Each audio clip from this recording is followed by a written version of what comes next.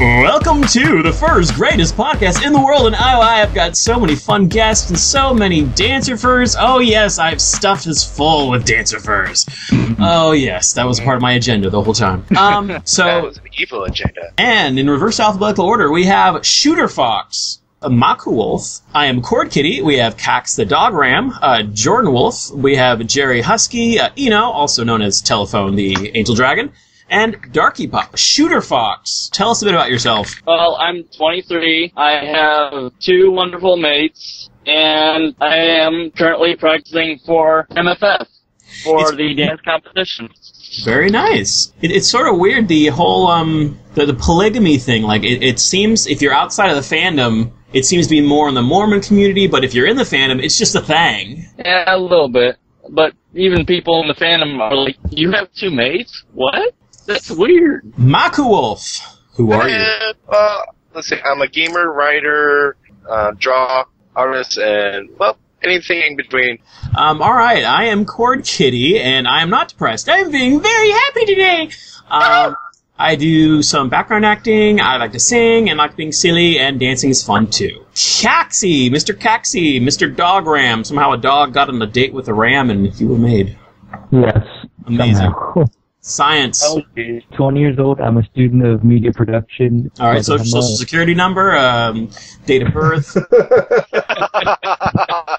All right, Jordan. Miss Jordan. There we go. Jordan, tell us about yourself. I'm Jordan, and I am weird little blue dog thing.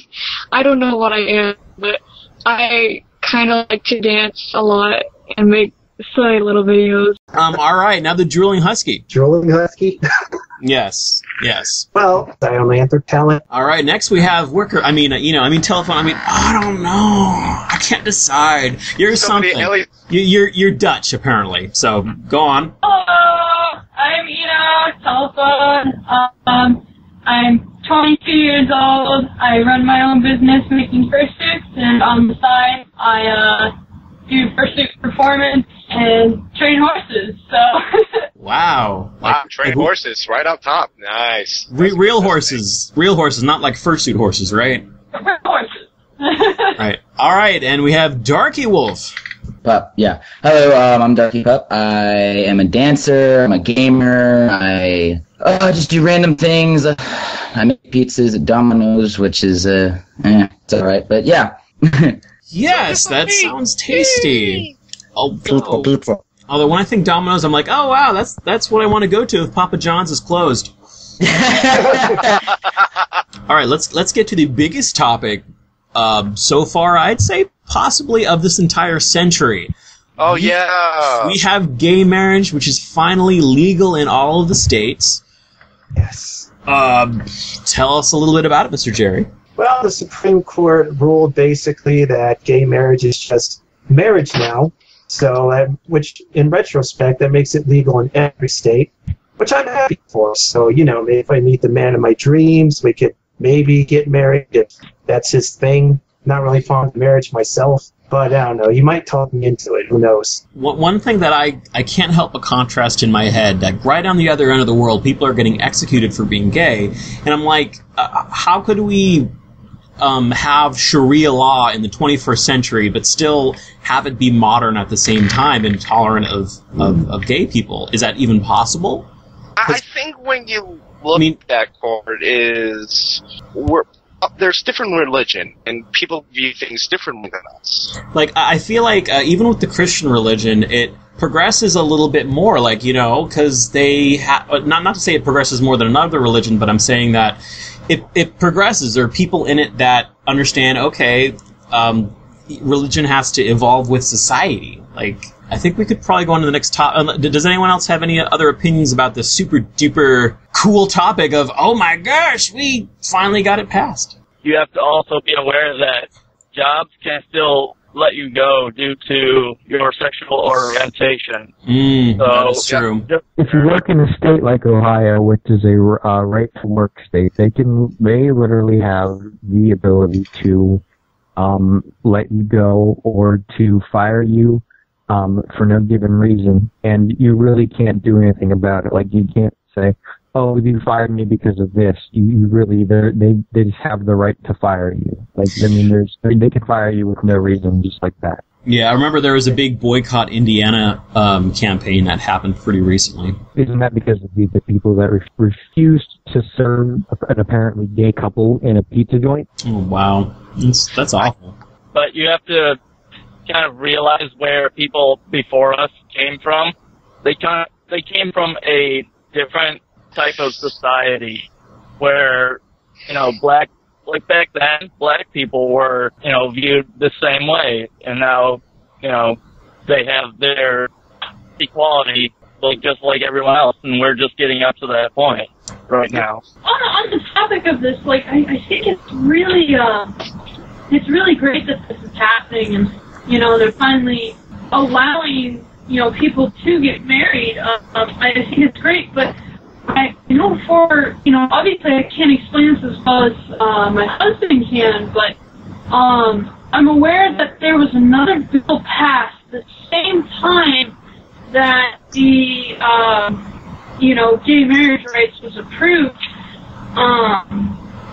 Something that was basically, I don't know what it was, excuse me for not knowing much. I don't pay attention to a lot of the political stuff or whatever you want to call it, but it was something about trades with Asia that pretty much proves that it'll screw up our economy. I don't know if it would be, but... but... You know about that? Because that's what I've heard. Is it a version or something? Sometimes, obviously, I can be a little skeptic of things, a little paranoid, but sometimes I feel like, they do certain things to kind of steer us in a different direction by their, doing something shady.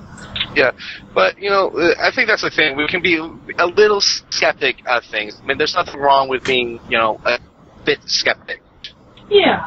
To look into my crystal ball for a second, I predict that there's probably going to be quite a few priests who are like, I refuse to ordain. I look over this freaking wedding. I'm not going to do this. I'm not going to be part of this. And that's probably going to happen.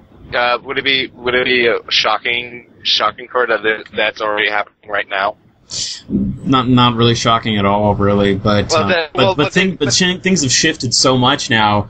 It's going to be it's going to make the news.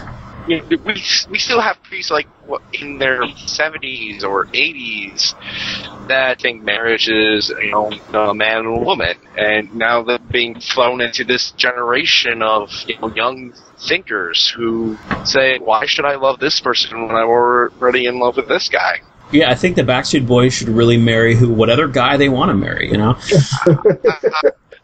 Are we to jump? Go on to a new topic. Making a fursuit dance competition dance mix. That sounds kind of fun. Jordan! Yeah, that is fun. Jordan, tell us more about this fun, cool topic so we can stop being serious, awful adults for a second.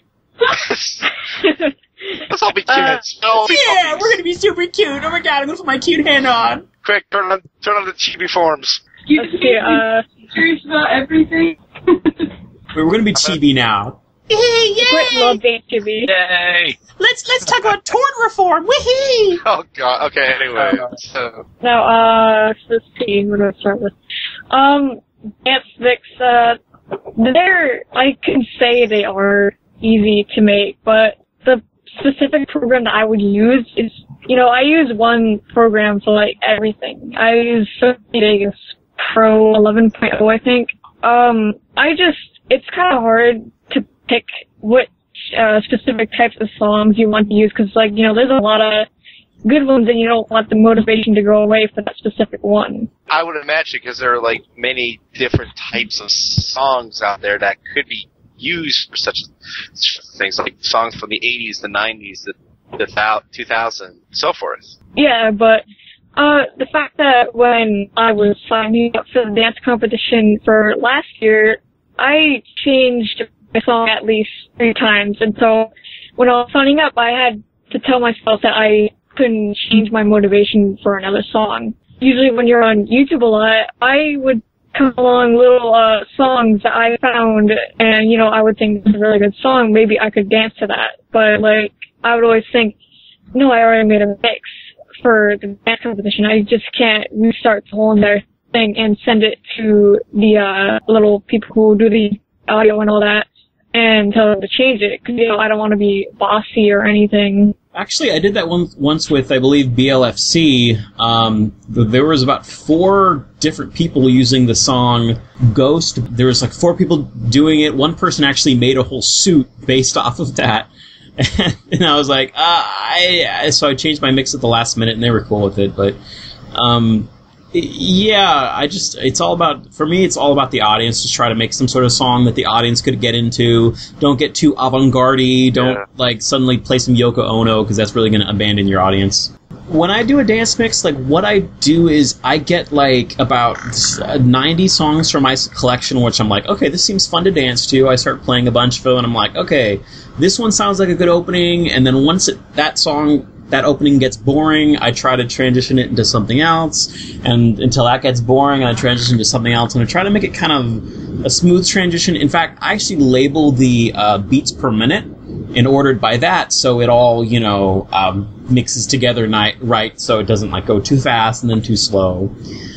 And it usually works out pretty good in the end. But I never make a dance mix until I know what the time constraints are. For example, for FAU coming up, I believe in 3 months, I haven't made my mix because there's no rules anywhere online for it now. So I'll leave that for another day. But I think it's important to not have a slow song and then a super fast song and then a super slow song, because it confuses the audience. They kind of clap to it and they're like, what, this is awkward. Now, exactly.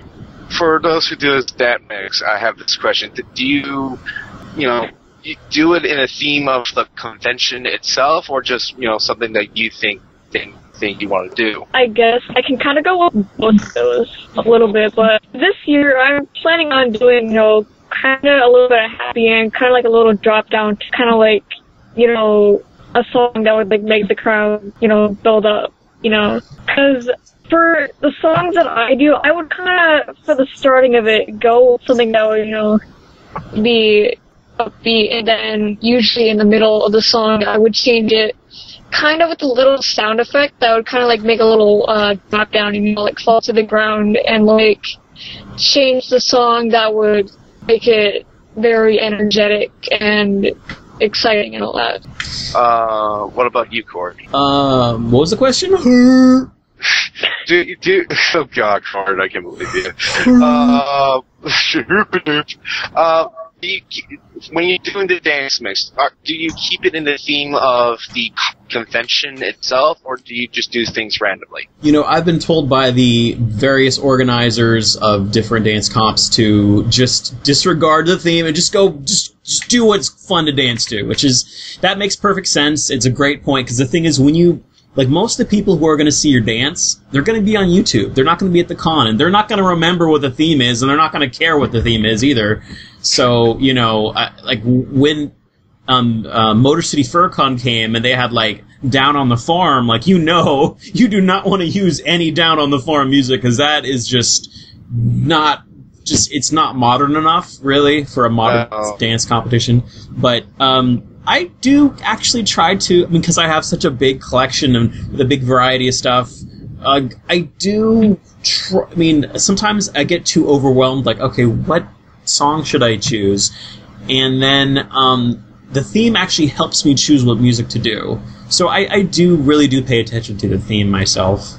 I was actually talking to Ray about this, and I think he told me something along the lines of, maybe, I don't know if he wanted to make an impression, but he wanted to make some sort of maybe emotional effect on the audience, and I don't know, maybe that was something else. But I know for me, my main priority when making a dance mix is I just want the audience to laugh.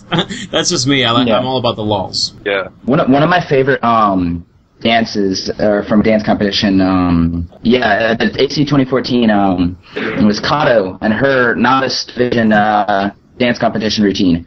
That was amazing, and props to her for that, and I congratulate her for that first place win, because with her movements and with the music, it really showed to the audience. Yeah, I remember it stuck out in a good way, because it was some sort of world music, right?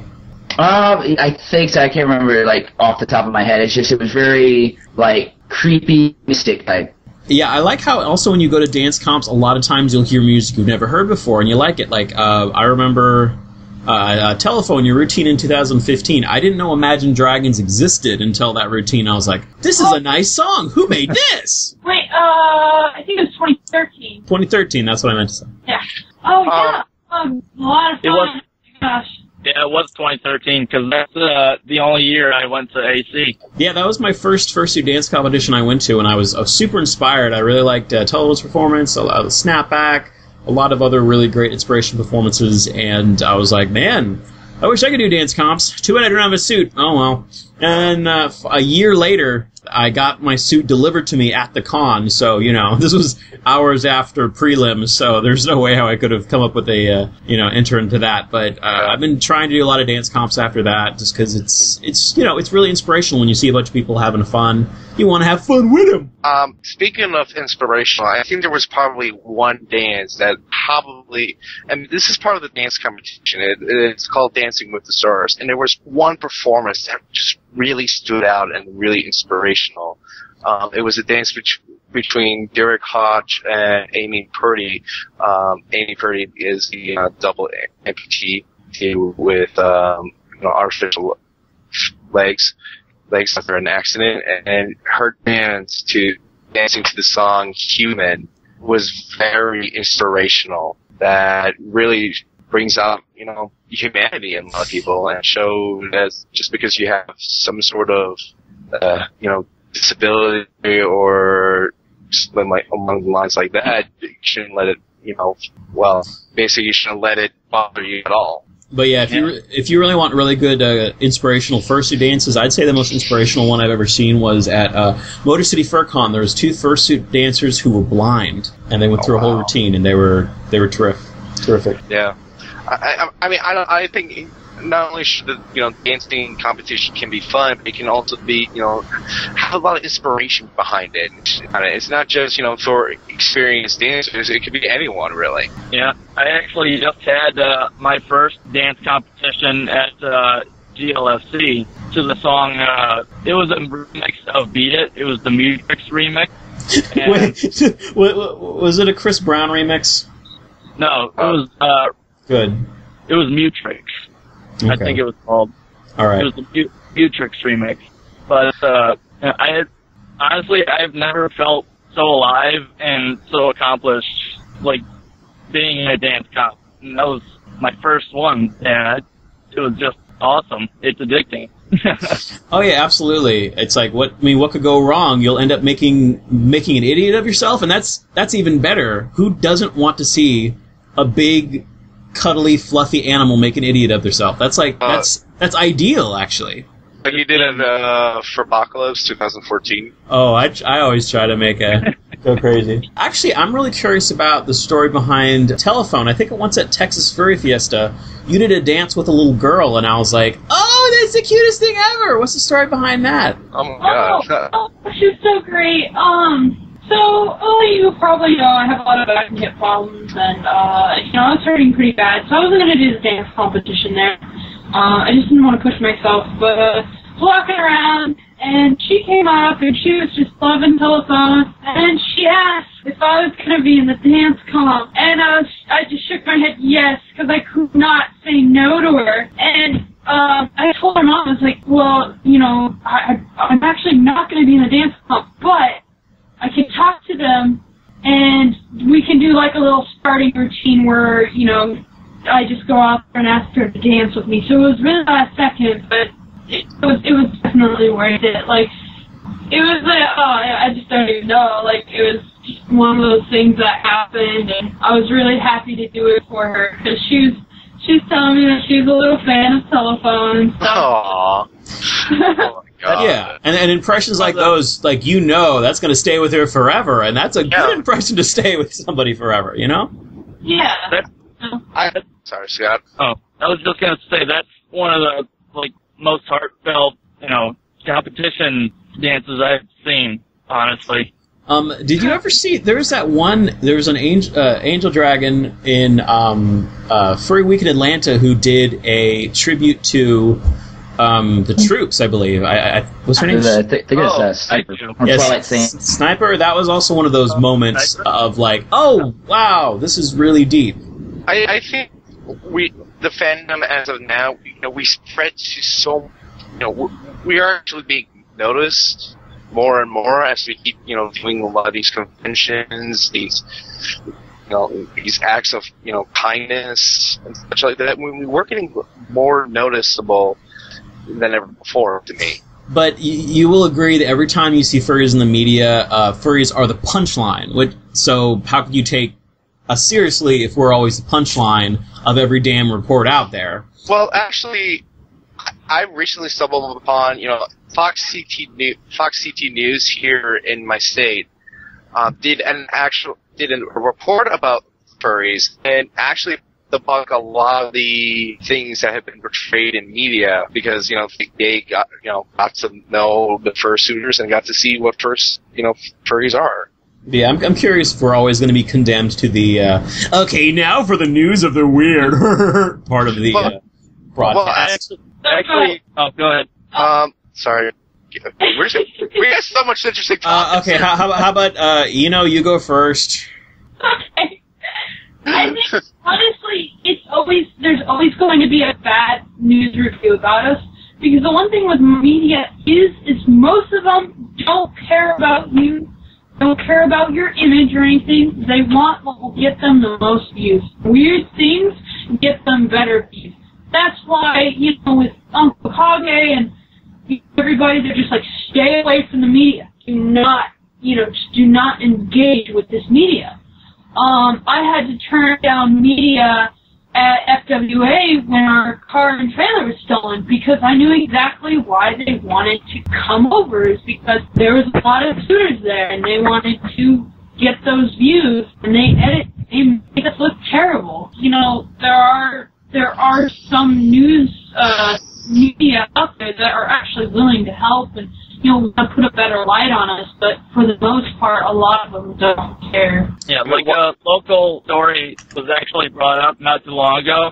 Me and one of my mates actually went to Pride in Zoo, and we were like almost mobbed by everybody there, just with hugs and pictures and like all of this, acceptance and love. And we actually had a professional photographer take pictures of us around the Pride area, and what they said about it was Grand Rapids resident Kevin Ship 41 shares a moment with a fox at the Pride event, and it's not better or worse, but they're not giving us the shank and trying to say, oh, these people are the freaks of the freaks.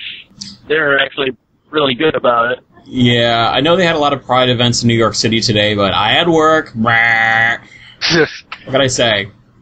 Gotta go to work. Yeah. All right, let's get to another topic. How about the Kerfluffle dance-off? Let me tell you this fun little story before Darky starts.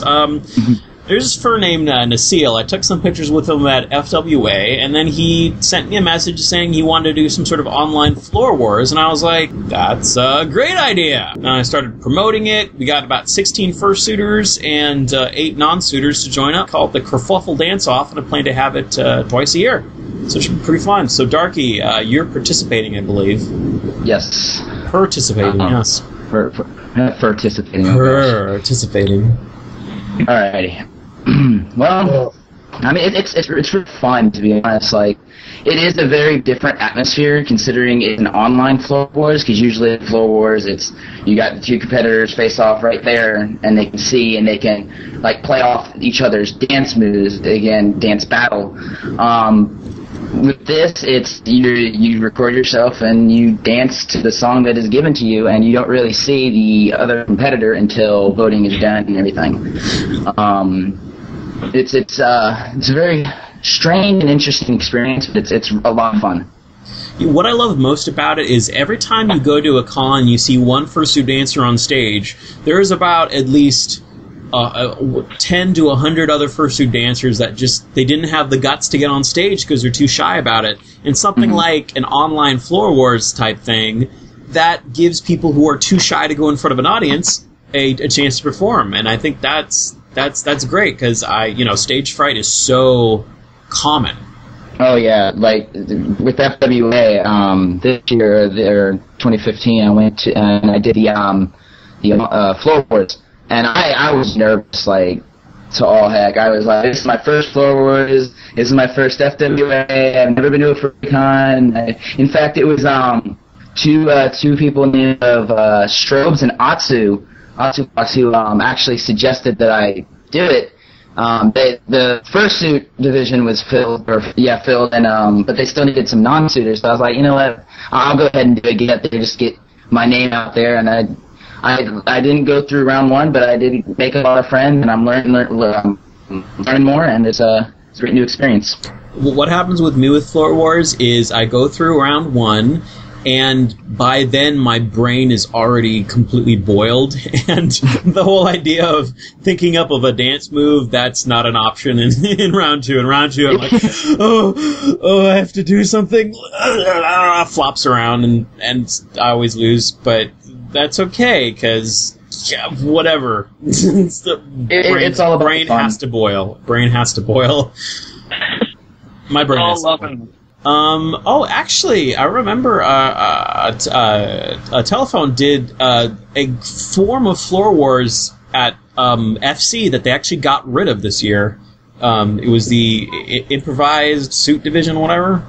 Yeah, I was really sad about that. It was for more people that do freestyle, because all of my routine, I just pick a song and go dance. I don't really do choreography or anything. So they had the kind of freestyle division where just two people went against each other like forwards.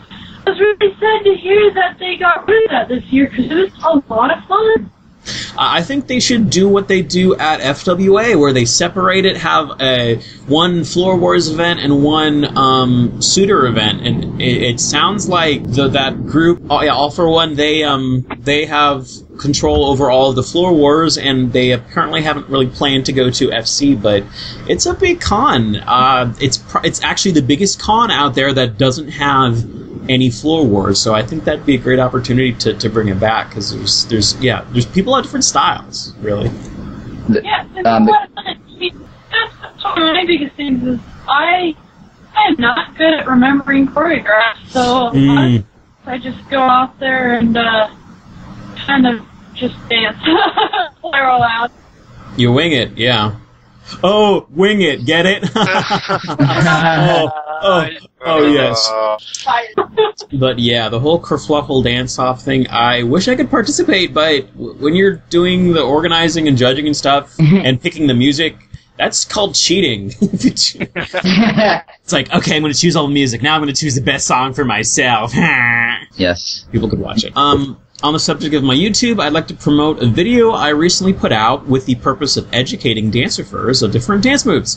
The video is called Vocab for Dancer-furs. I tried to grab a bunch of different dance styles, try to find fursuiters who were doing it, and basically was like, okay, this is crump, and then showed examples of crump, this is popping. So I recommend all dancer-furs check it out. You might learn a type of step you haven't learned before, and that's it. I went through a few crumpers and dancer-furs like Atsu and Remix, just to make sure that it was accurate. So it won't lead you astray. It won't show you waving and then tell you that it's locking. But, I mean, a lot of people who are dancing, like especially me, when I do any type of move, I don't know what I'm doing. I'm just flopping around. But then afterwards, someone's like, okay, yeah, I think you need to clean up your pops. And I'm like, pops? What's a pop? It's funny, I'm the same way. I'm like, what is that? I've never taken a dance lesson in my entire life, so I don't know what I'm doing. Oh yeah, me too. And so when I was researching for this video, I was just opening as many Wikipedia pages as I can, and there's a Wikipedia page for every one of these dance techniques, and it made it so much easier. So I basically reworded the Wikipedia page and just had footage from dance competitions. It was weird for all the beat bowing, breakdancing stuff. For some reason, I only used footage with Tauntaun, Ronnie. I don't know, like he's used like 10 different suits while winning, and I didn't know they were all him, so it was like back-to-back Tauntaun, and then Ronnie in another suit, and Ronnie in another suit, because Ronnie, in my opinion, he's the king of the Beat Boys in the fandom, like, just... Yeah, Ronnie, actually met Ronnie at GLFC, and he did an astounding job. Like, that's the first... Oh, correction, that's the second time I've ever met him, but he started doing some newer stuff at this small con in Grand Rapids. Actually, when I tweeted him the video, he was like, "Oh, yeah, I was no good back then. I sucked." And I was like, what? That's kind of how I feel about myself looking back at MFF when I first met you, Khord Kitty. Meow. Oh, wait, did I go against you? Yeah, it was me and Tyson. That was round 2 when my brain was boiled. That's why I don't remember you at all. Oh yeah, Tyson. Tyson, he's also a really great Beat Boy, and his specialty is head spins. Like, I've never seen anyone do spins on their head as well as Tyson. He does more of, I guess you would call it, like, I forgot the name of it. So Jordan, are you going to be doing any B-girling? Because apparently B-girling is a particularly real term. I've actually never heard of girling. I think I actually might look that up. And also about Tyson, I saw a video of his performance at MFF, and I thought it was actually a really good performance of like the head spins, and the song kind of matched it perfectly, in my opinion at least. Good news, apparently, so there's this guy named Terrakun, and so his first 2 dance competitions he got in 2nd place and 3rd place, and he decided to start a little dance group with Tyson and I, and we're actually going to have a meeting in 15 minutes.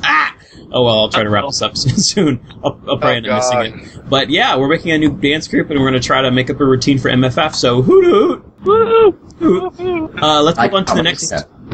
let's see if we could rush through the topics. Worst experience at a con, Kax. Oh, I was just looking for stories.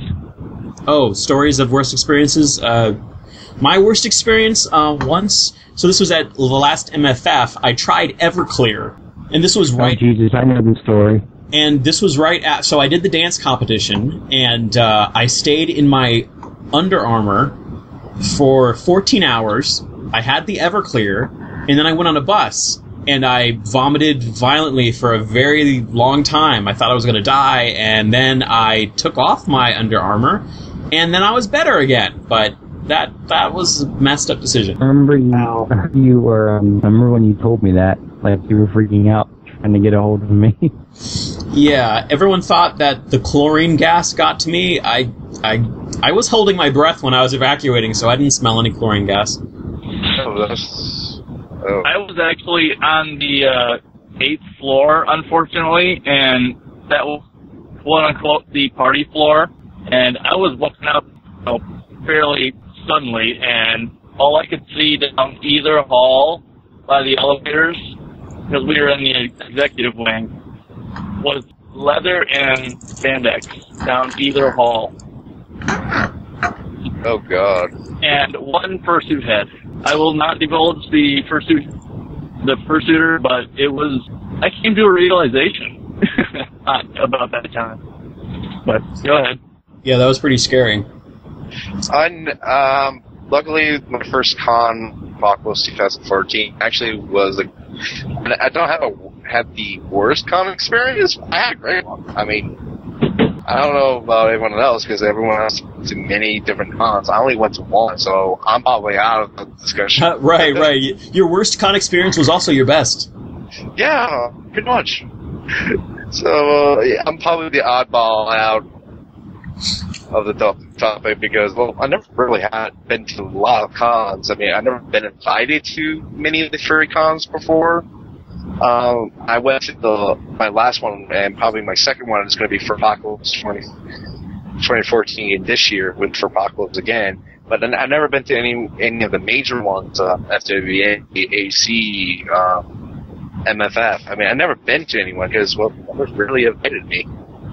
Well, for AC, you kind of have to psych yourself up for AC because it's such a big con, and you kind of almost have to be ready for it because it's just so overwhelming. When you see people left and right for like a long ways, just furries everywhere, and it's quite overwhelming. I don't find that overwhelming. if you're looking for friends, it's like really difficult to find them unless you meet at a specific place. Jordan, I'm kind of curious about what your worst experience at a con is. It was actually, since I only went to two conventions and it was, same thing but different name. At the first con, Fur Fright 2013, it was my best and I could say worst experience because we, myself and my mom, we did not bring enough money to the con, so it was not the last day, the second day of the convention, but I didn't stay the whole weekend, and since after we left, the Super 8 hotel, we didn't have enough money to, buy food or anything, so we just, walked around, but it really didn't bother me at all, because, the convention has, water and all that in the Headless Lounge. So I guess I can say it was worse than this, but not really as bad as, the gas attack or anything like that. Yeah, and some cons, they have a con suite. I don't know if they have one at Furpocalypse, but sometimes they have free food. That's not at all cons or anything, but when it is there, it's the greatest thing ever. Yeah, I mean, I might not be like the rest of you, like Khord, Telephone, or Jordan, or anyone else in this call that might go to many cons in 1 year. I only went to one, and I'm about to go to my second, but right. I don't really have anything to say about which is worse. But I only went to one local event, and I've been to these major ones, Anthrocon, MFF. So I'm probably, I'm still new to the whole con experience, but I'm still a furry no matter what. Yeah, you've been to a lot of cons, for sure. Oh, yeah. Actually, that's an interesting thing, because the cons that I have went to was the train show up in West Springfield, Massachusetts, at the D. That was a fun conference I've been to. It was the model trains, all span 4 buildings. Worst con experience. My worst con experience, I think, out of all the bad con experiences I've ever had. Oh, wait, actually, before you continue, let me take a wild guess. FWA this year. Yep. I am so good at this. We'll talk about it once we get to the interview. Yeah. Yeah, because I'm curious, because I've been hearing a lot of things about what happened there. Oh, yeah, we'll tell you all about it. I can't wait. Yeah, for me, that's only one FurCon I've been to, FWA 2015, sadly. I hear it was not the funnest or best, so hopefully I can make more, and hopefully I can get to a better one. Now, let's talk about a little bit for a second about how you get to earning the money to go to a con, and the best suggestion that I have been trying to give out to everyone I know is temp agencies, which basically get you a job that you probably don't like. It's temporary and small, but they pay you money. So it's, to me, I think it's better than filling out 1,000 applications. So the question is, what is the temp agency? I never heard of it. It's gets you a job basically, but it's for a temporary job. I know somebody who might be able to tell you a little bit about it. Shooter Fox. Well, basically what temp agencies do is they run you through a list of things you might be qualified for, and they try and put you where they think you're best suited as, in terms of a job. Your best suit is probably the fox, I'd say. You're funny, Khord. Well, it's an interesting story about that. Well, it probably came in perfect timing for me, because as of last month, I've been terminated, which sucks, because I was earning money for Apocalypse. But you'll be back. Well, here's the no story, because I had to get this, investigation from unemployment. Basically, the company that I used to work for basically screwed me over. So now I'm looking for a job, trying to find a job, and earn enough money to go to Apocalypse. Yeah, so it sounds like we're both in the same boat. Yeah, so I don't know. Should I look into this temp agency if I'm really wanting to go to, if I wanted to go to these Anthrocons or something like that? I don't want to interrupt or anything, but if you do have a card, there's something I can actually suggest for you. I can't remember what it's exactly called, but there's an app that you can download on your phone. Lyft. It's something like Lyft or something. Uber. Yeah, Uber and Lyft. Lyft and Uber do the same thing. Uber. Okay. My friend has done it before. Basically, you can set your own hours. People just tell you, hey, I need to go here. You go pick them up. They pay Uber, and Uber pays you. So it is a job where you can set your own hours. It's pretty flexible. So that would be something to look into. Yeah, about that. I mean, I get Ubers in this really one, but here's a funny story about this whole thing with Uber, because Uber might be great, but I watched an episode on CBS called CSI Cyber, and they did the whole thing with Uber. Well, a different type of Uber, but same thing, same style. What Uber does, and it shows a potential danger with that. Well, you are picking up strangers, but then again, Well, there's always a danger. Yeah, because we're in a day and age where we have to be very careful with technology, because technology itself can be very dangerous. Well, the thing is, why would they want to steal from you if you are having them pay digitally?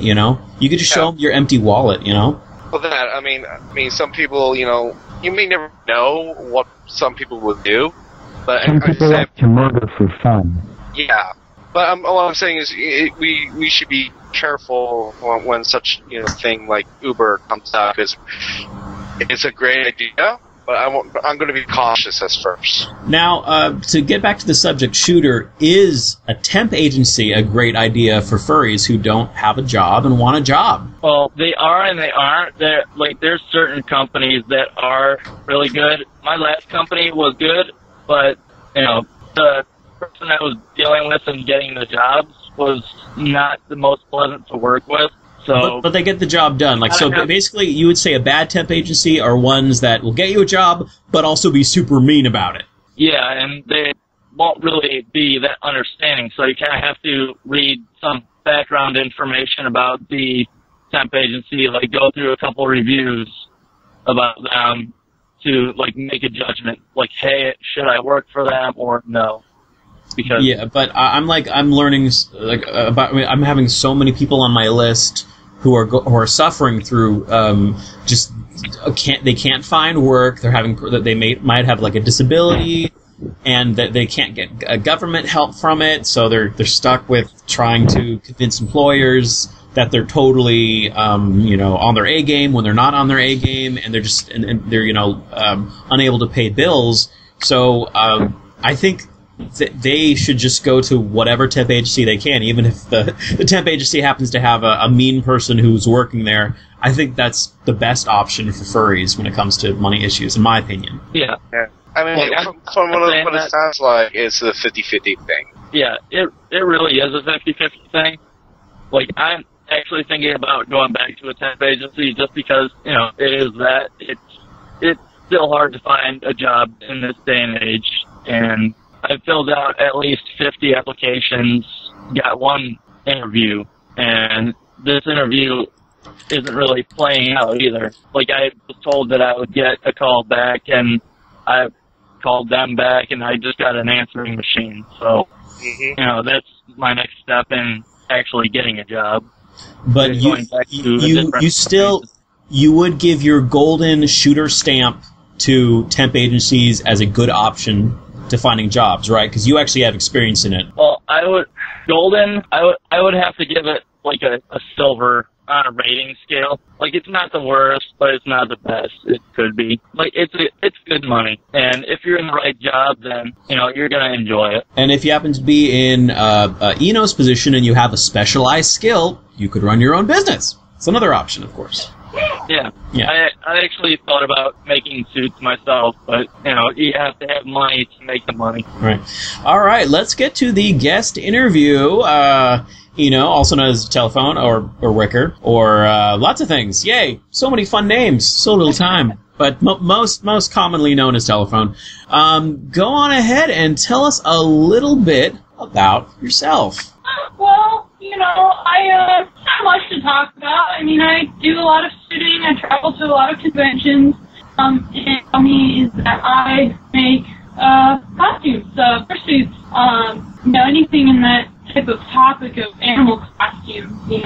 That's the biggest part about me. So yeah, I know that's actually kind of a big myth that what makes a furry is they have to have an animal costume. That's unfortunately a big rumor that's been going around that's so far very difficult to quell. Like, the average person seems to assume that all furries are people who like to dress up in animal costumes, and that's not the truth at all. It's interest, right? Yeah, it's interest. Yeah, it's definitely just having interest in anthropomorphic animals. Yeah.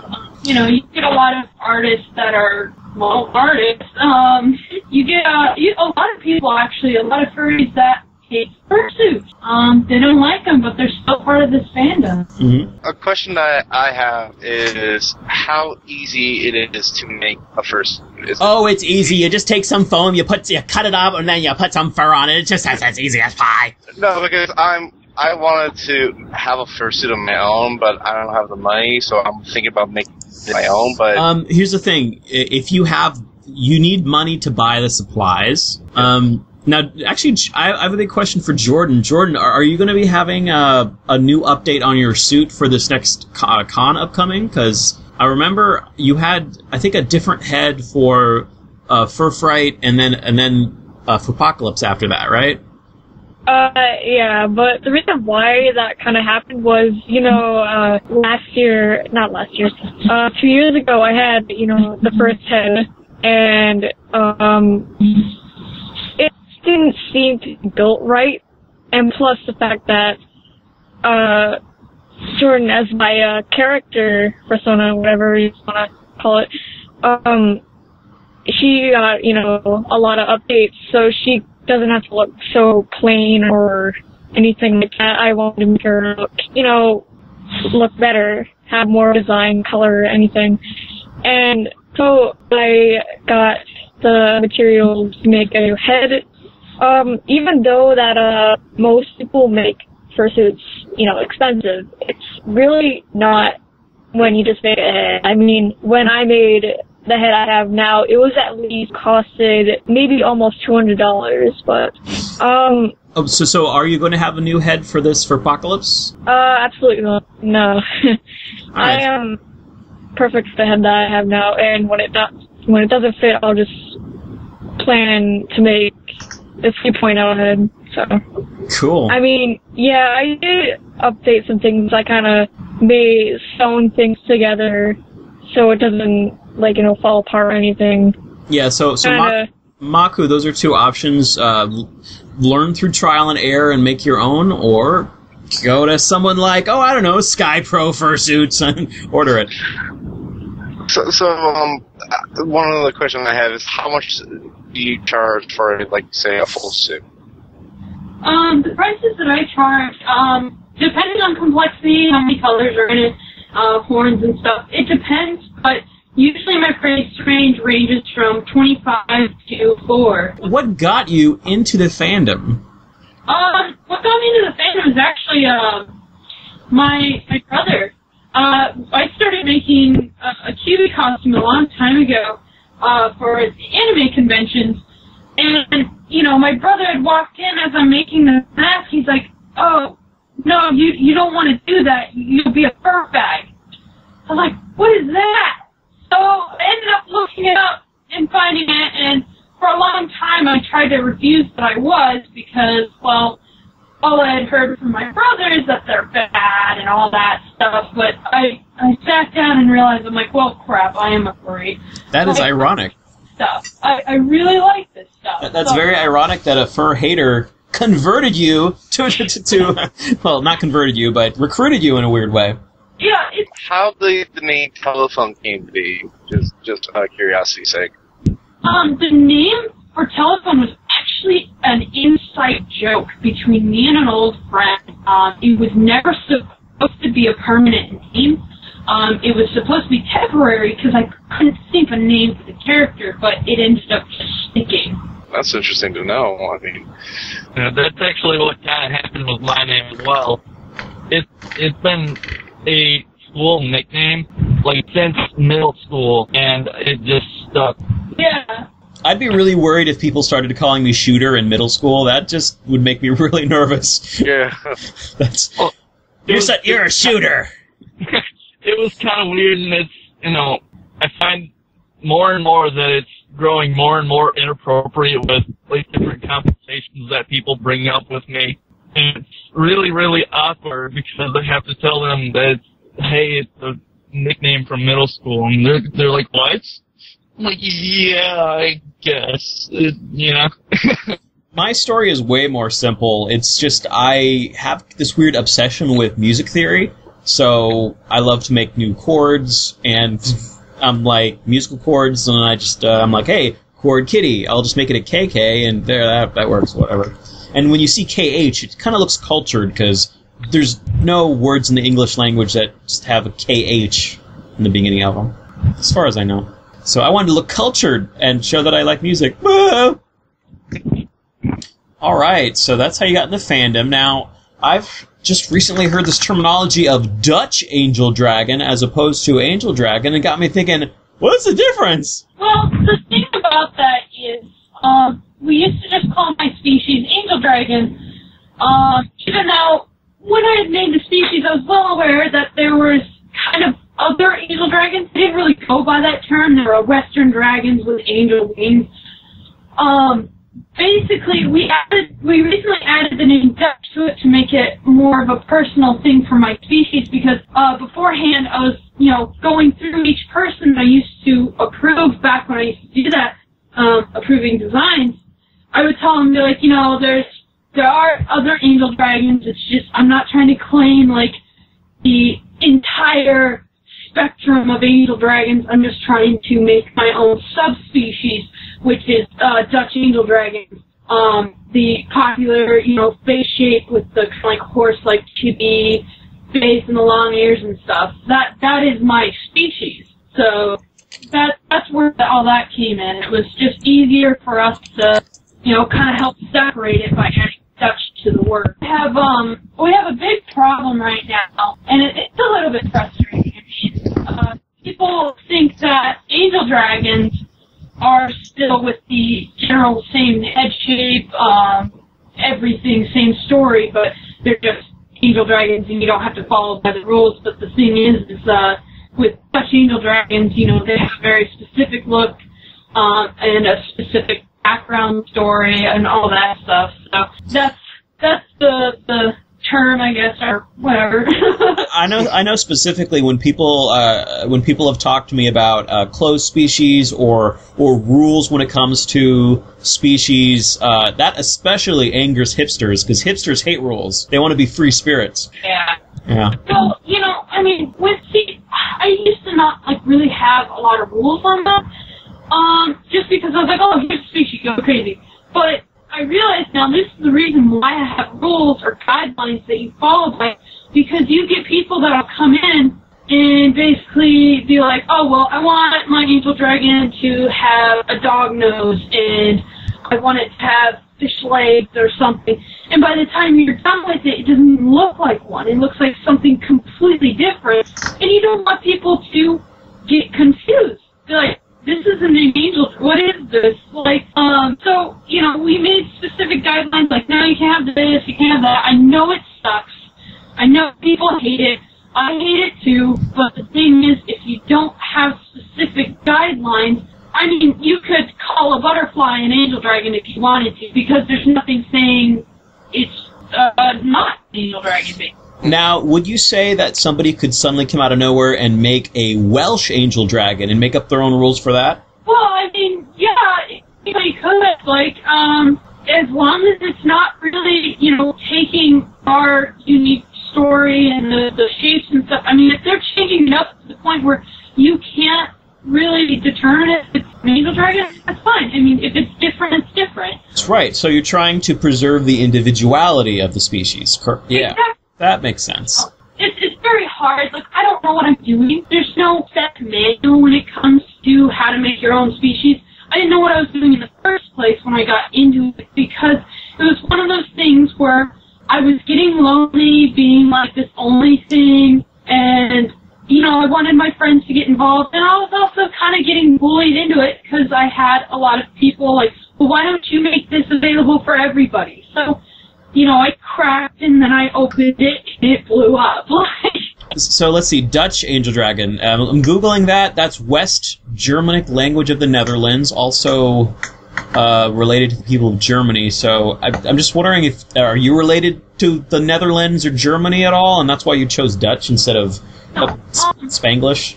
The reason why I chose the name Dutch is because I had a horse named Dutch that meant a lot to me, and unfortunately I lost him due to colic. There's an entire story actually about it. I wanted to make the species a little bit special to me, so I chose Dutch for the entire name, and then when you spell it out in initials, it spells dad, which is, I didn't grow up with a dad. I lost my dad to cancer, so I wanted to kind of do a little tribute thing by incorporating it into this angelic being, so... I'd like to make a shout-out to my mom for a second, because actually my mom just recently added me on my Facebook, so she's probably going to be listening to this. My mom had a horse for about 13 years named Masai, and right after I finished Further Confusion this year, Masai actually got kicked by another horse, and they had to put him down. So horses, yeah, they're it's shocking that when they break their leg, they got to put them down. I'm glad they don't treat people like that. Yeah, it's very hard. Oh, Jordan, it looks like your leg, it looks a little hurt. We're going to have to put you down. Sorry, Jordan. Wait, what? Yep, sorry. Time to take the shot, Jordan. Life's over. Actually. You better start running. Oh, wait, your leg's injured. You can't do it. Oh, God. That's really sad, I'm like... Yeah, my question is, when did that whole thing start? I think...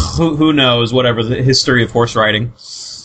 I guess they think that the horse will suffer a whole bunch if it has to live a life with a broken leg, which, Well, the thing with horses is that they depend on their legs. I mean, they're a 1,000-pound animal, and, when they have only 3 legs, they can actually develop lameness, which is, joint problems and everything in other legs, to the point where they'll collapse. I mean, they can't function with those 4 legs, so, and there's not any type of, medical out there that can actually help a horse recover from a busted leg or something yet. I mean, every time, there's a lot of horses that just go lame and they can't come back from that.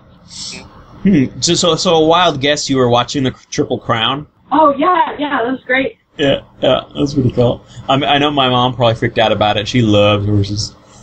Yeah, it's been a long time since we've had a Triple Crown, so I think that was pretty interesting.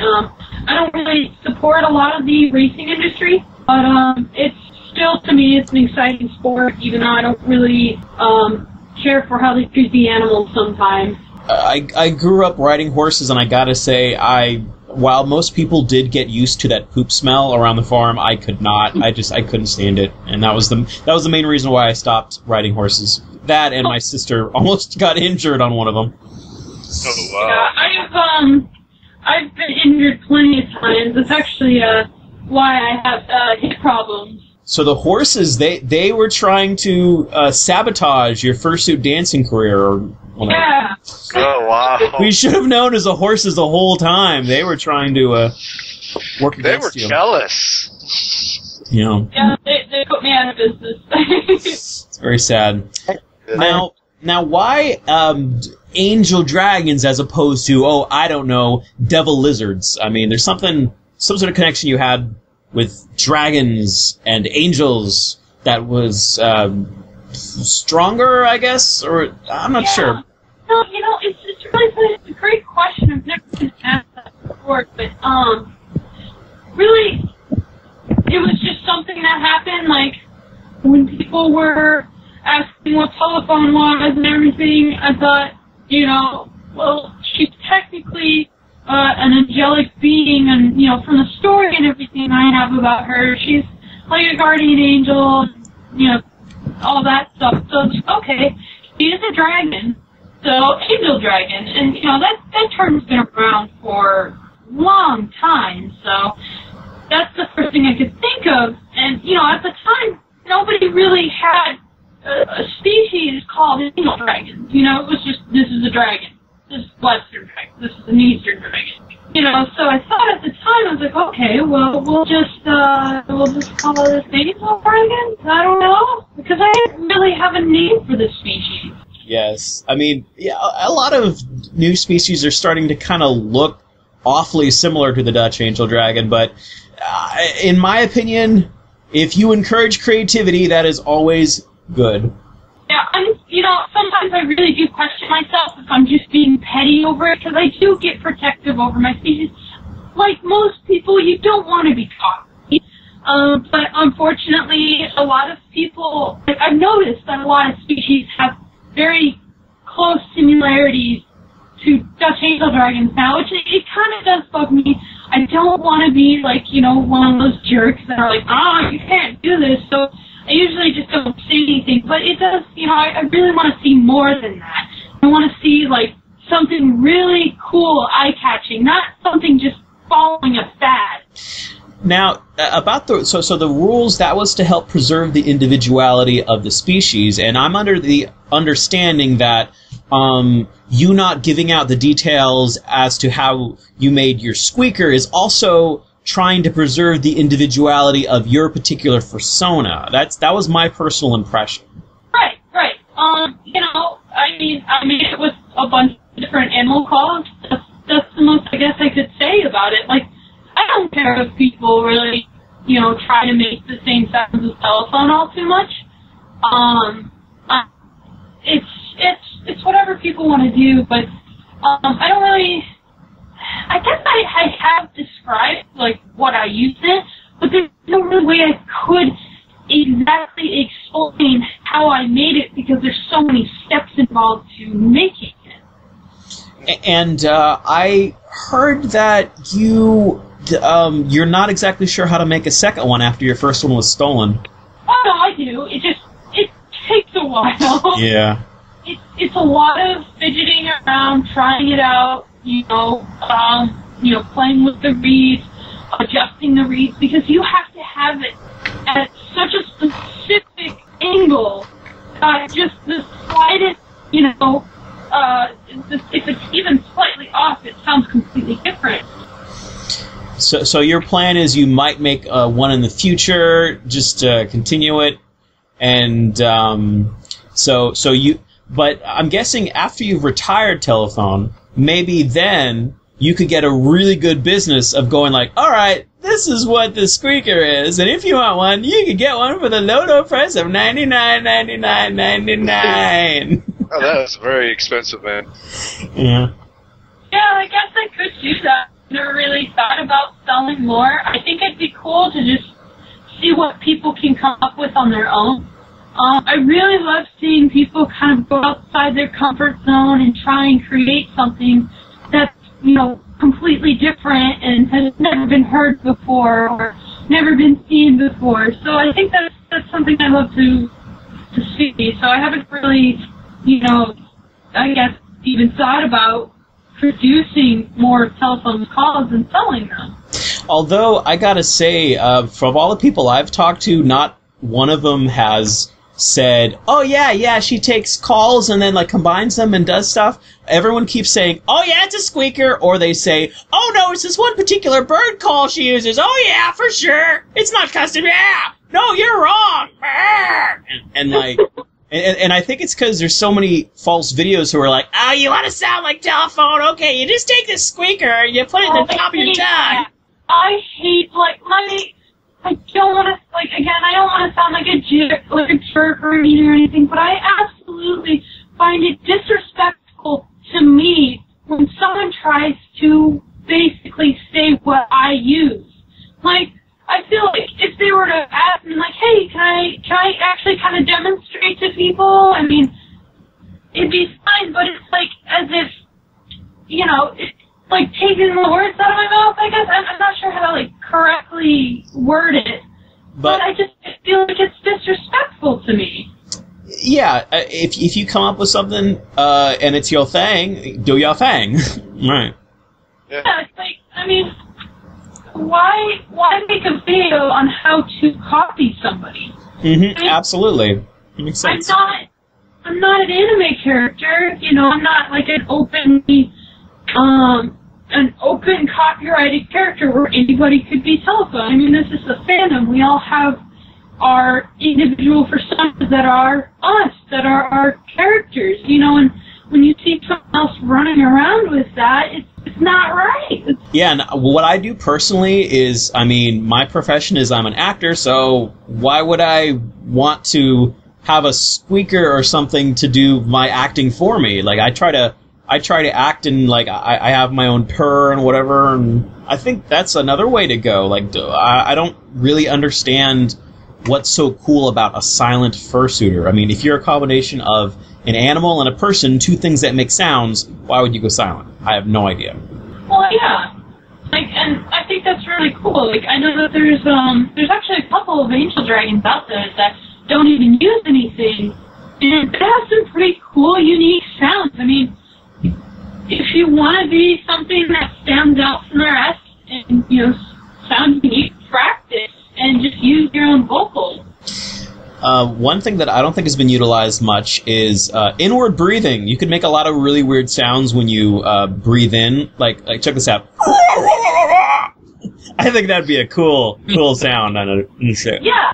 You know, I mean, you can make, like, dozens of different sounds. Totally. With it.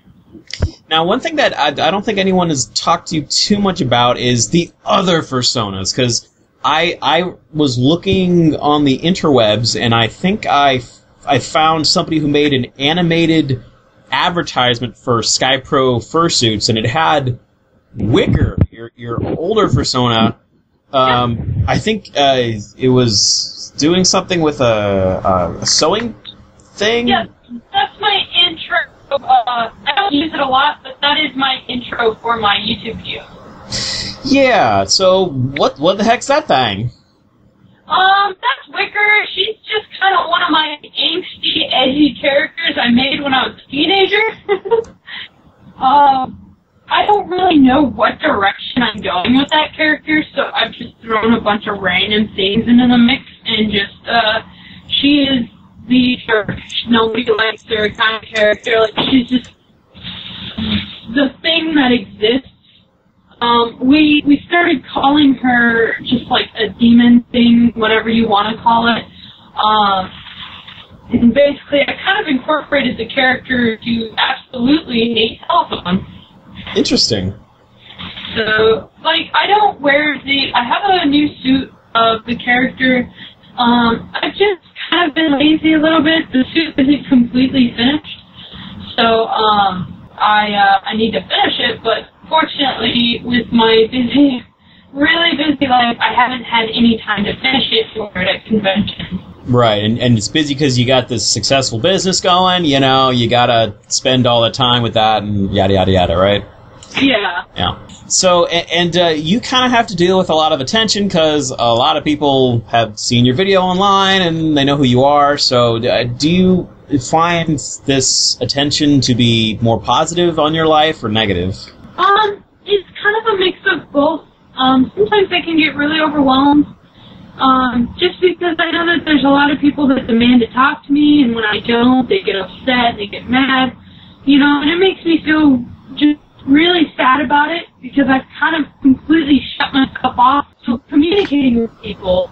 But on the positive side, I mean, there's so many absolutely, like, sweet people out there that, you know, support my stuff, they make me fan art, and I'm really just overwhelmed with joy that, you know, people like my stuff. I'm glad that they do. I never really looked at myself as, like, this super popular overlord furry or anything like that. I just do what I like to do, you know, suit around. I mean, occasionally I'm a jerk, but I don't know, I'm just a normal person, really, in my eyes.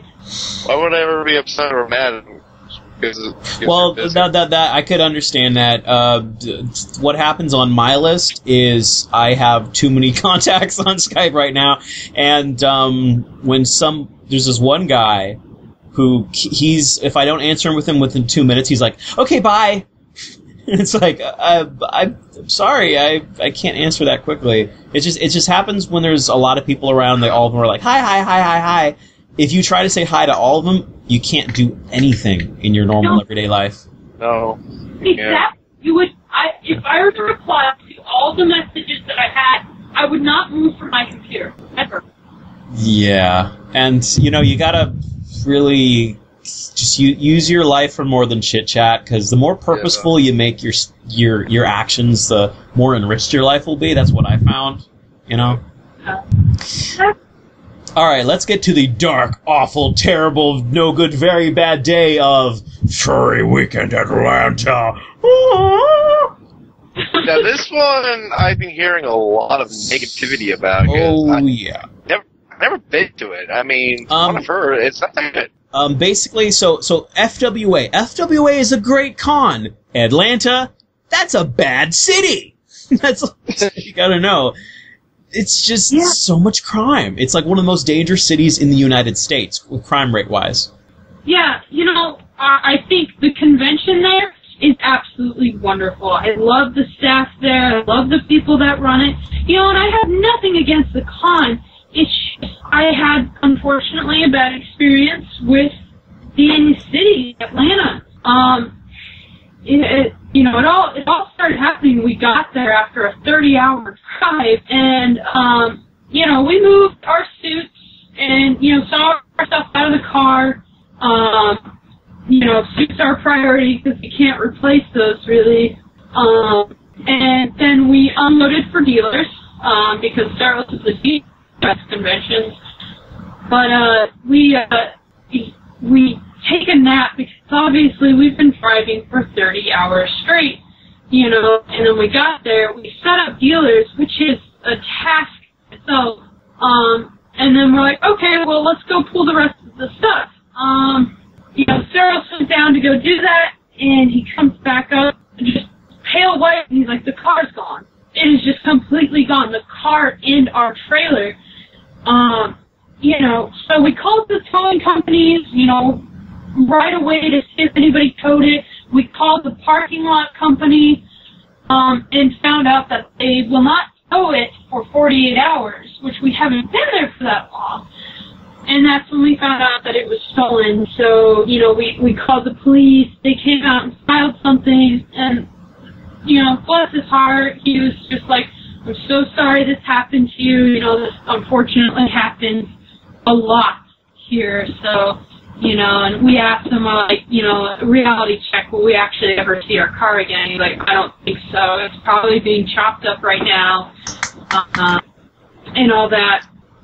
So, what I had in the car was $5,000 worth of camera equipment, an $800 laptop, Saros's $120 portable speaker, his tablet, 3DS, like a couple of electronics, but luckily that's pretty much it. There was nothing in the trailer, no suits or anything like that, and then that was it. It was gone. Luckily we have full coverage insurance. We got some of the money back. Unfortunately, we took a hit on it. But actually, my question is, did you ever got it back, the car and trailer? Well, so here's the thing about insurance. Unfortunately, we will never get the car and trailer back, even if it is found. I do have an update on the car, but it was, when you sign up the insurance, or you put in the claim. After so many days, you send in the car title, you send in the trailer title. So that was no longer ours because they were giving us money to replace it, basically. We did recently get information about the car, though. They found it parked on the side of a road in a residential area somewhere in Atlanta. As far as we know, there's nothing in the car, and, the car's no longer ours, so... So the car and trailer was found, but there was nothing inside it? No. Wow. I mean, no, I guess that, to me personally, who in the right mind would have a convention in a place known for these crime rates and such. Well, there's always going to be. I mean, here's the thing: it's a big city. If you have a big city, you're going to have a lot of people who could come to a con. You know, and they had been having a successful con there for many years. Like I don't criticize con goers, or people who want to start cons for wanting to start a con in their own city just because there's a high crime rate. I mean, that's their home. They want to just have a con at their home. I don't blame them for that. No, I don't blame it either. It's just that you know, I think, you know, if there's someone like, you know, I think it's a learning experience for everyone. What happened to? I don't know. It just sounds like it's some horrible luck. You know, here's the thing with FWA is that, you know, as far as I'm concerned, and what I've heard from, you know, everybody is that this is the first time this has ever happened. FWA has been in downtown for years, and it's just a fluke year. You know, I mean, it sucks, but it just happened. So this shows a freak event, basically. Basically, yeah. I mean, it's unfortunate. You never know when this stuff is going to happen. It's not like they're organizing this on Facebook. Like, hey guys, let's go steal the furry stuff. You know, it wasn't just furries either. You know, it happened with other people as well. Because that night, there was a large mass break-in with a lot of cars. You know, cars and trailers and stuff.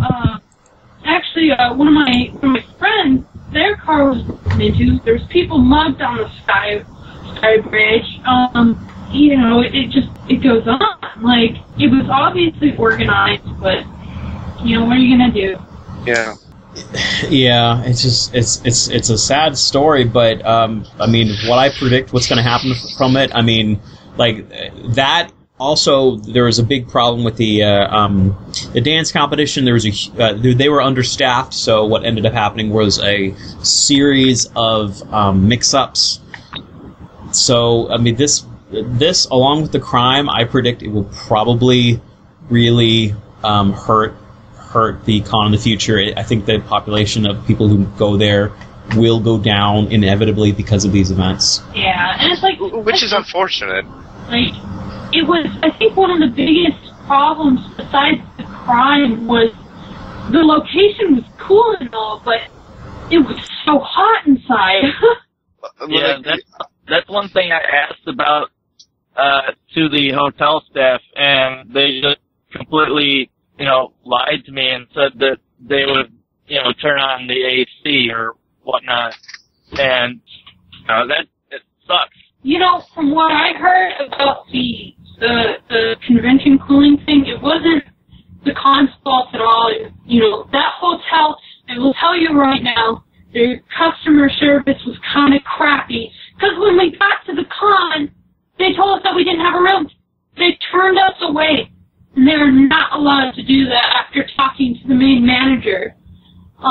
So we ended up staying in a hotel that was connected to the convention center, but the reason why they didn't turn on the air conditioning was apparently if you turn it up too high, moisture will build at the top, and then it'll literally start to rain in the building. I'm not sure how true that was, but that's what I've been told by multiple individuals at the convention. Yeah, I remember it was awfully muggy there. It was, you know, I tried to practice my dance, and I couldn't, like, for more than 15 minutes because it was just too muggy. It was really badly circulated hotel. Okay. All right, I'm curious, how does Telephone see around with no pupils? She is actually, the entire white part of her eye is her pupil. It's white. There's not a lot of, kind of anything that makes sense of the character. I don't want the character to make sense. That's why it does like a lot of weird things, like it meows like a cat or barks like a dog. You know, it's just something fun and different, I guess. So, you know, it makes people curious how things work, if that makes any sense. But no, it does make sense. You know, in fact, that's kind of how it works with songs. Like a bad song lyric is one that you could understand right away. A good song lyric is one that has a little bit of ambiguity behind it, which makes you question it. Like, okay, well, what about this? What about this? What about this? I'm not going to answer it, and that way it'll seem a lot more deep. And that's actually very good to have a bit of ambiguity behind it, and I think that could only benefit you. Yeah, I agree.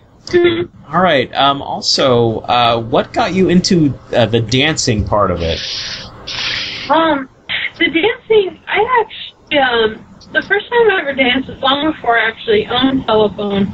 I danced in Wicker, I think it was in 2011 at Further Confusion, and it was actually, I was too shy to go and try out for it, but it was Doryu Chef that pushed me to actually do it, because I walked up to him and I was like, oh, you think I should do that? I'm not a great dancer or anything, and he was just all for it. He's like, go have fun, you know, he's an awesome person, and I got hooked, so it was a lot of fun. Yeah, Doryu's a good guy.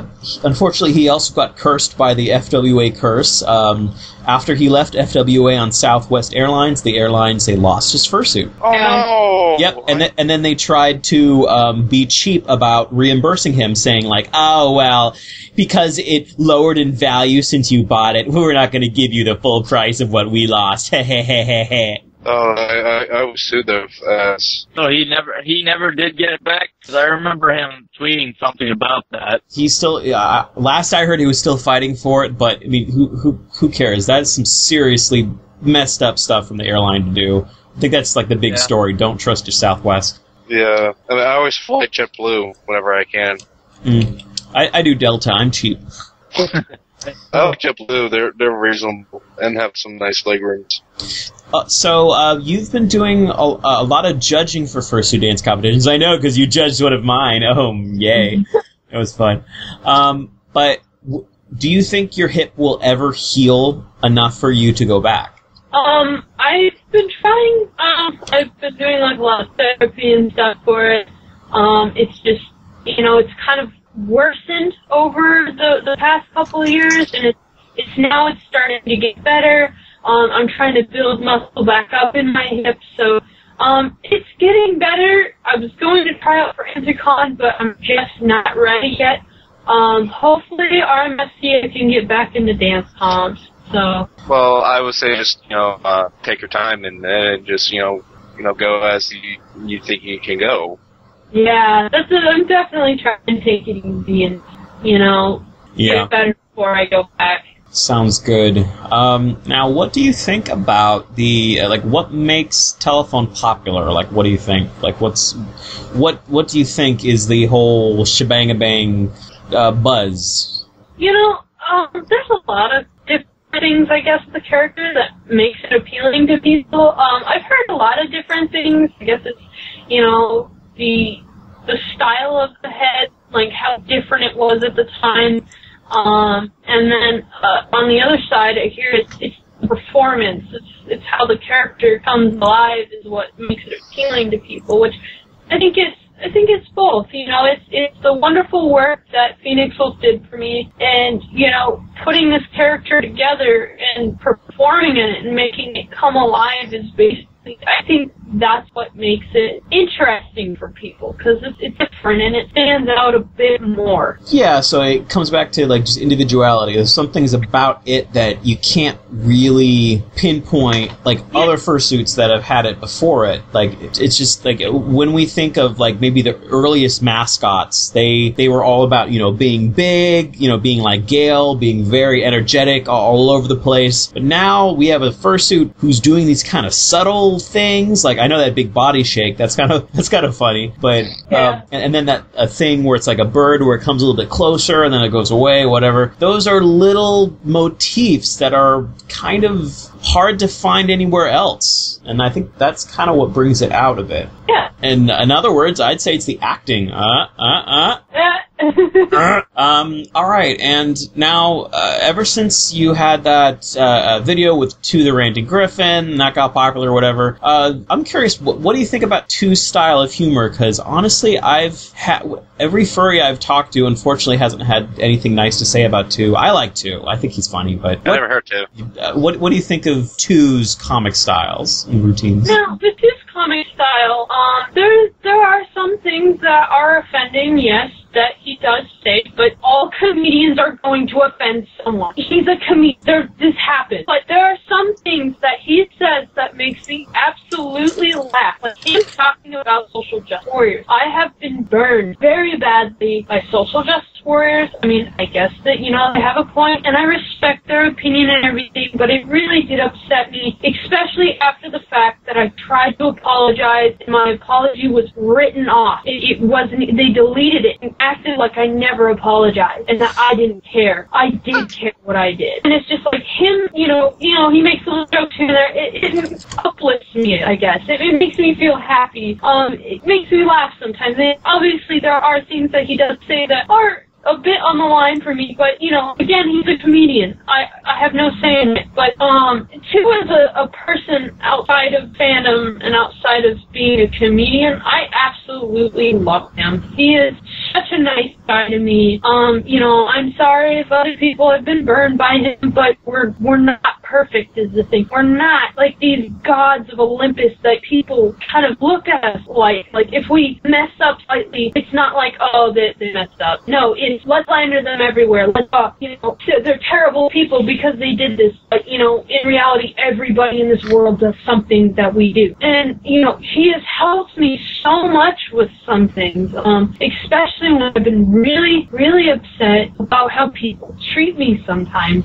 He's been there. He's been a good friend. He's never tried to do anything crappy towards me or anything like that, so I have a lot of respect for him.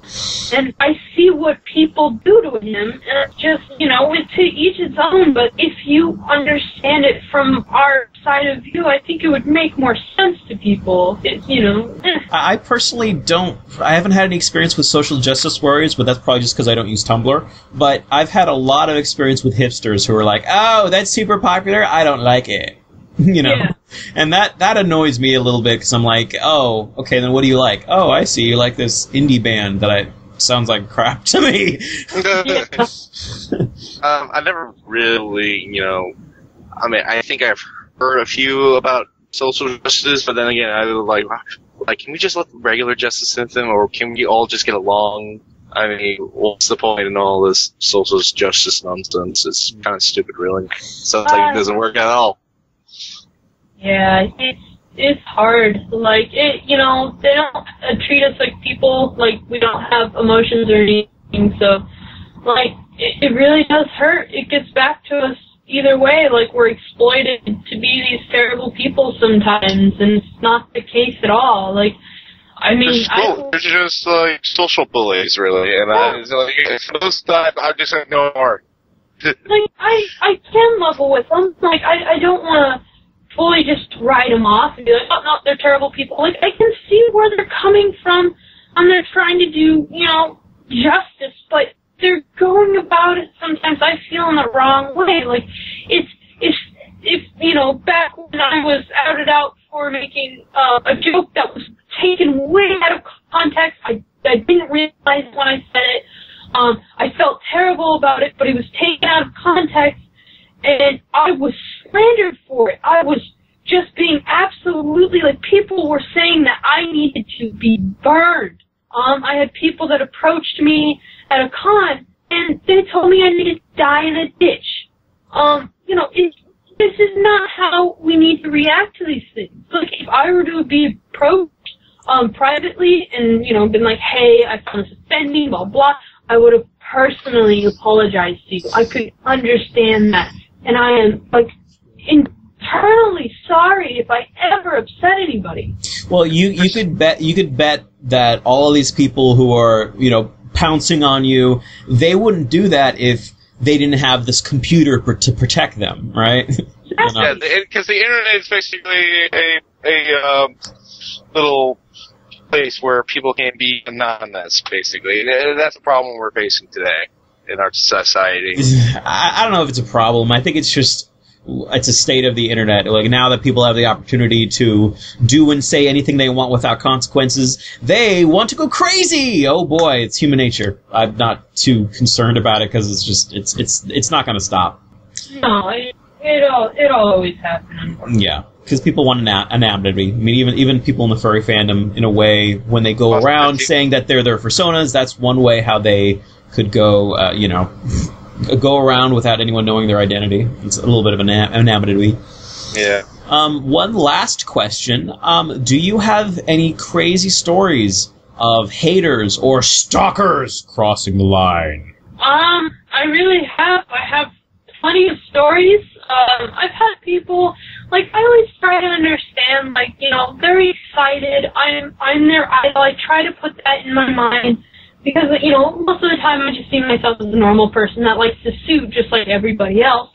I've had people camp outside of my hotel room before. Oh. A couple hours later, they're still there. And, I go out and talk to them. I'm like, hey, how about you go down, you enjoy the convention, and I'll see you down there. Like, I really don't like it when people try to make their entire convention about me and follow me around and everything. I want them to explore the entire con. Like, there's more to it than just, suitor walking around, go have fun. So, like, I get people like that. That's what I did when I did at my first con. You camped outside of Telephone's room? Really? At your first con? Wow, Maku, I think No. I actually just explored the con. Super creepy. I know, super creepy. So what would you say is the king of all worst stalker stories for you? I'm gonna have to think about that one. I don't know. I think it was mostly, I had one person. This was kind of recent, but they wanted to put telephone squeaker in their mouth right out. It was in my mouth. They're like, can I try it out? I'm like, it's covered in spit. I've had that happen a lot, which is, it's fine, but this person also, like, God, I think it's like, what con? It wasn't TFS, BLFC? I think it might have been FC when this happened, but, they followed me around, and then they wanted to go into the bathroom with me. Ugh. Oh! Ew. Obviously, I was trying to talk to them, like, I really don't want you to follow me in the bathroom. That's the hardest thing is, how do you not come off rude when someone's trying to kind of force that on you? Like, I don't want to be like, dude, go away. Like, I don't want to be that way. And this was a guy trying to follow you into a girl's bathroom? Yes. Yeah. Well, you know what? I think you could probably get a great investment out of tasers, but then again, maybe that's a little mean, I guess. But, I mean, I understand you don't want to be mean to people, but I think people need a little bit of a shock here and there, Yeah, pretty much. Me as a person, I'm a little bit of a shove over. Like, I'm always like, oh, okay, that's okay, I guess. Even though I'm not really comfortable with the idea, I can't do that to people. Like, I just can't. Well, be aware, telephones are activated with electricity. Think about that. All right, well, thank you so much for this interview. It was very fun. I think that's why we went so over time. We've been recording for 2 hours. Yeah, wait, is this the longest running Oh, yeah. This is the longest, but I might make it a two-parter. I don't know. I mean, usually my agenda when I make a podcast this long is to try to edit out as much of the E3 stuff as humanly possible. That's always my agenda. I got to be honest. I'm not a gamer. I don't like talking about video games. So if I have a podcast, I don't want to talk about games. But dancing's fun. But yeah, thank you again for the funness. I feel disappointed now. No problem. had such a good topic, and your cards just blew it up. So let's get to shout-outs. Does anyone want any shout-outs before we get out? Say furry, my friends. Hi. One of them say that! I'm so sorry! So sorry, my friends. One shout out, which I think would be helpful to the phone, is you got a husband who makes these things that you could put. I don't know what they're called. They're harnesses or something. Eros makes a bunch of different products. He makes fursuit accessories like harnesses, collars. He also does vinyl decals for cars, any flat surface like laptops. And he also recently started selling kigurumis, which he goes through a provider for those. And he also sells fox and red panda plushies from Untitled Plushies, I believe. But this is how we get to all those cons, is this is his job. He sells at conventions. So if you guys see him around, or if we're going to a con, he's most likely at his table. Nice. Yeah, he also sometimes, I think, suits his radio. Rarely. Just because he works all day at conventions, and then he only has a little bit of time afterwards. And to work as a translator, kigurumi, that's kind of like a pajama onesie type thing that's customized to your own persona sometimes? Sometimes, yeah. They're, the ones that we have are pre-made, so we have, like, foxes, sheep, alligators, like, we have a bunch of different, like, Japanese, kigurumis, so... And I'm guessing it gets kind of expensive if you try to customize it to your own persona. Like, for me, if I'm a white house cat with a black stripe, that could run up to $200, potentially. Oh, yeah. I have a custom telephone kigurumi from Lemon Brat, and I think the price was almost $400 for my custom kigurumi. Yeah. Wow. All right, so any more shout-outs? I want to give a shout-out to Furlandia, which is a con in Portland. I hope I can attend if I'm able to move to Portland. All right. Anything else? I'd like to give a shout out to Shia LaBeouf. Oh, no. Oh. Just do it! Keeps me motivated. Ugh. I'm sorry. The first time I saw him... He also keeps Tina motivated. The first time I saw him was in the movie Holes, and I couldn't stand it. All right. So, thank you, Shooter Fox, Maku Wolf, Kax, Jordan Wolf, Jerry Husky. Oh, I have a shout out. Darky Wolf Pup, and Eno. What's up?